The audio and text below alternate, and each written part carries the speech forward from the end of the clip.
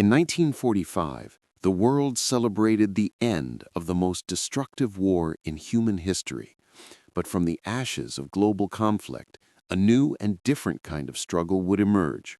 A struggle not for territory, but for the soul of humanity itself. Two superpowers, once allies, now stood as ideological titans, each offering a radically different vision for the future. On one side, the United States, championing democracy, individual liberty, and free market capitalism.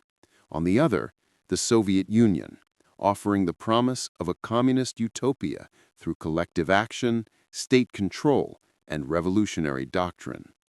This was not a war fought with marching armies, but with spies and proxy soldiers, with economic pressure and technological races. It was a war of ideas. It was the Cold War. The end of World War II left the Soviet Red Army in control of Eastern Europe. Joseph Stalin, the paranoid and ruthless leader of the USSR, had no intention of relinquishing this hard-won buffer zone. In 1946, former British Prime Minister Winston Churchill gave a name to this new reality. In a speech in Fulton, Missouri, he declared that from the Baltic to the Adriatic, an iron curtain had descended across the continent. For the United States, this was a direct challenge. The ideology of communism, they believed, was inherently expansionist. If left unchecked, it would spread from country to country. This fear was crystallized in the domino theory. The American response was formulated by diplomat George Kennan in his long telegram. The strategy? Containment. The goal was not to destroy the Soviet Union, but to contain its influence, hoping that the internal contradictions of the communist system would eventually cause it to collapse from within.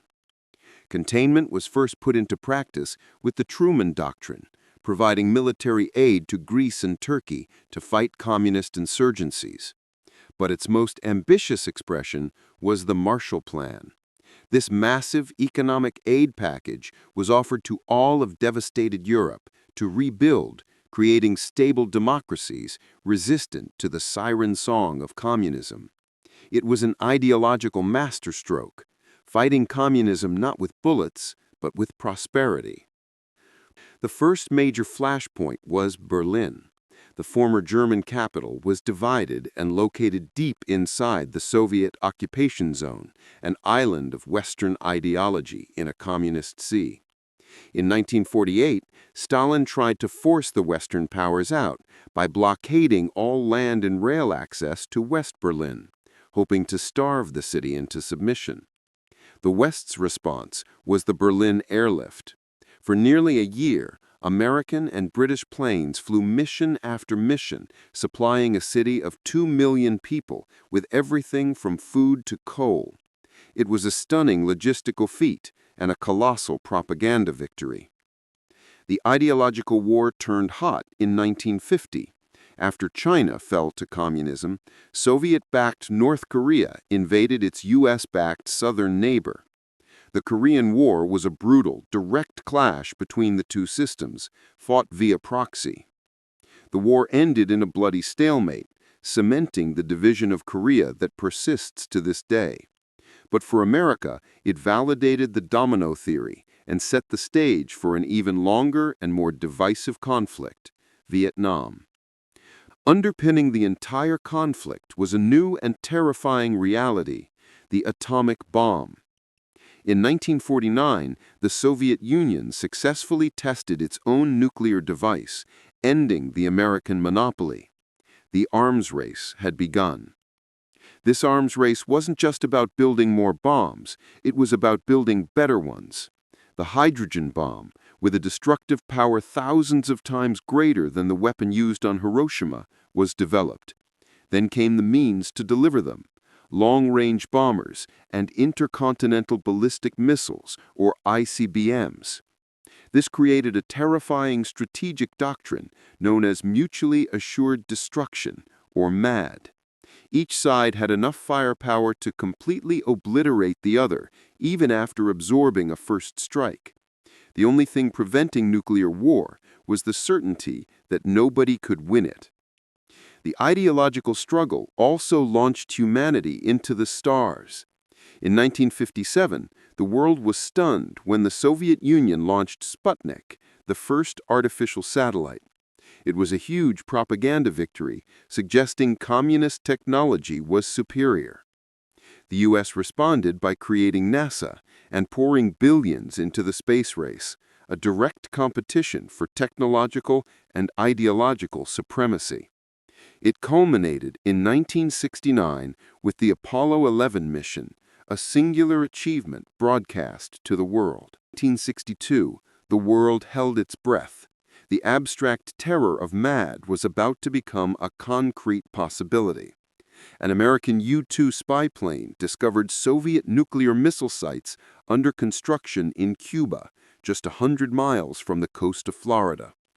For President Kennedy, this was an unacceptable threat.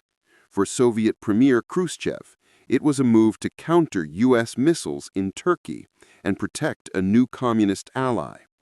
For 13 days, the world stood on the brink of nuclear war. Kennedy's advisors were split. The military pushed for an immediate airstrike and invasion. Others argued for diplomacy. Kennedy chose a middle path, a naval quarantine around Cuba to block further missile shipments. It was the ultimate geopolitical chess match. As Soviet ships approached the quarantine line, the world watched. One wrong move, one miscalculation, could trigger a full-scale nuclear exchange. Finally, after a series of secret back-channel negotiations, a deal was struck. The Soviets would remove the missiles from Cuba in exchange for a public pledge not to invade the island and a secret agreement to remove American missiles from Turkey. Armageddon had been averted, but the crisis was a sobering lesson in how close the clash of ideologies had brought the world to self-destruction. The shock of the Cuban Missile Crisis led to a period of détente, a relaxation of tensions. A direct hotline was established between Washington and Moscow, and the superpowers began talks to limit the arms race. But while the superpowers talked, the ideological struggle continued in the developing world. The U.S. became more deeply embroiled in Vietnam, a conflict that tore American society apart and damaged its moral standing in the world. In 1979, the pendulum swung back to open hostility. The Soviet Union invaded Afghanistan to prop up a failing communist government. For the Soviet Union, it would become their own Vietnam. The United States, under Presidents Carter and Reagan, covertly armed the Afghan resistance, trapping the Soviets in a costly, decade-long quagmire that would drain their economy and shatter the morale of their army. By the 1980s, the Soviet system was decaying from within.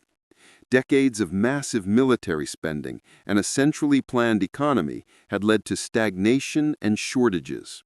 The ideological promise of a workers' paradise had given way to long breadlines and rampant cynicism. In 1985, a new, younger leader came to power in the Kremlin, Mikhail Gorbachev. He knew the system was broken and introduced two radically new policies, glasnost, or openness, and perestroika, or restructuring. His goal was to save Soviet communism, not destroy it. But by allowing a taste of freedom and criticism, he had uncorked a genie that could not be put back in the bottle. Across Eastern Europe, long-suppressed desires for independence erupted. The symbolic climax came on the night of November 9, 1989. After a bungled press conference by an East German official, massive crowds gathered at the Berlin Wall, the most potent symbol of the Cold War divide. The guards, lacking clear orders, opened the gates. The result was a spontaneous, joyful celebration of freedom. East and West Berliners streamed through, climbing the wall, chipping away at it with hammers and picks. The Iron Curtain was being torn down by hand. The collapse was swift. One by one, the communist regimes of Eastern Europe fell. In 1991, following a failed coup by hardliners, the Soviet Union itself dissolved. The red flag was lowered over the Kremlin for the last time. The Cold War was over. The West and its ideology of democratic capitalism had won. The doctrine of containment had been vindicated. The Soviet system had, indeed, collapsed from within. But the legacy of this 45-year struggle is complex and enduring. It left the world with